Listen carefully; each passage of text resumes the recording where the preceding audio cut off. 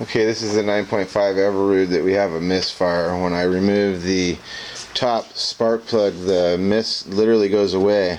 If I plug it back in, it starts missing.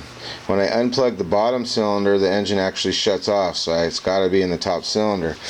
And following the wires, I assumed that this was the top cylinder, but actually when I hit it with an ohm meter, I found out that that was actually to the bottom one.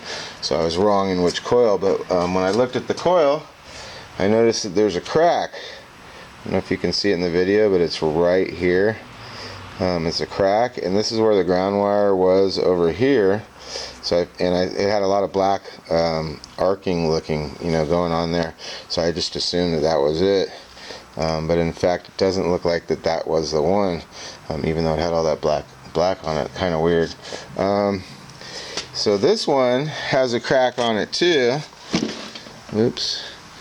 It has a crack on it at the bottom down here.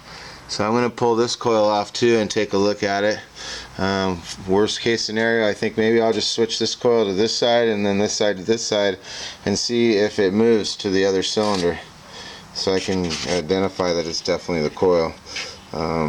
So anyway, that's where I'm at right now. I checked the points. These points were at 16 and these points were a little bit tighter, more at 14, so I may have to readjust the points and clean them.